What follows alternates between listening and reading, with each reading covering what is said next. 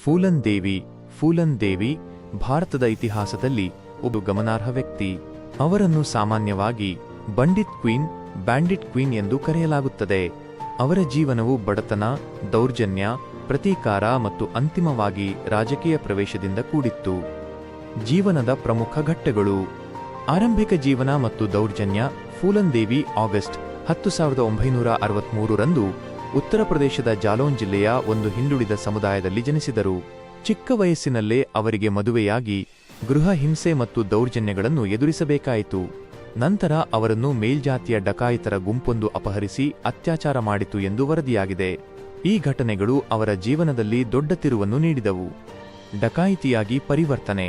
ದೌರ್ಜನ್ಯಕ್ಕೆ ಒಳಗಾದ ನಂತರ ಫೂಲನ್ ದೇವಿ ಸ್ವತಃ ಡಕಾಯಿತರ ಗುಂಪಿಗೆ ಸೇರಿಕೊಂಡರು.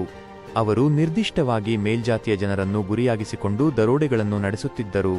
ಇದರಿಂದಾಗಿ ಅವರು ಕೆಲವರಿಗೆ ರಾಬಿನ್ ಹುಡ್ ತರಹದ ವ್ಯಕ್ತಿಯಾಗಿ ಕಾಣಿಸಿಕೊಂಡರೆ, ಇನ್ನು ಕೆಲವರಿಗೆ ಕ್ರೂರ ಅಪರಾಧಿಯಾಗಿದ್ದರು.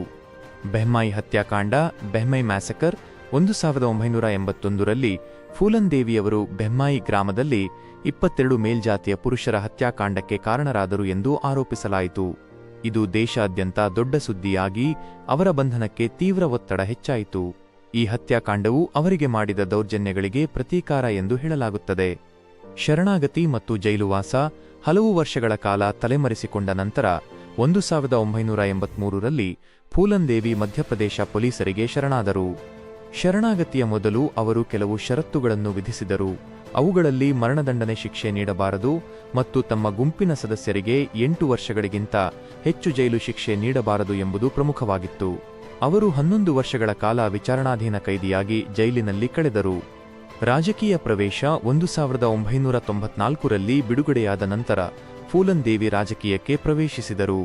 ಅವರು ಸಮಾಜವಾದಿ ಪಕ್ಷದ ಸದಸ್ಯರಾಗಿ 1996 ರಲ್ಲಿ ಉತ್ತರ ಪ್ರದೇಶದ ಮಿರ್ಜಾಪುರ ಕ್ಷೇತ್ರದಿಂದ ಲೋಕಸಭಾ ಸದಸ್ಯರಾಗಿ ಆಯ್ಕೆಯಾದರು.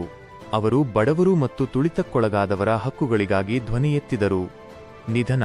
ಜುಲೈ 25, 2001 ರಂದು ದೆಹಲಿಯಲ್ಲಿ ಅವರ ನಿವಾಸದ ಹೊರಗೆ ಫೂಲನ್ ದೇವಿಯವರನ್ನು ಗುಂಡಿಕ್ಕಿ ಕೊಲ್ಲಲಾಯಿತು.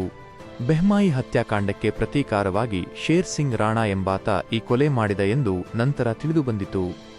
ಫೂಲನ್ ದೇವಿಯವರ ಜೀವನವು ಅನೇಕ ಪುಸ್ತಕಗಳು ಮತ್ತು ಬ್ಯಾಂಡಿಟ್ ಕ್ವೀನ್ 1994 ಎಂಬ ಪ್ರಸಿದ್ಧ ಚಲನಚಿತ್ರಕ್ಕೂ ಸ್ಫೂರ್ತಿಯಾಗಿದೆ.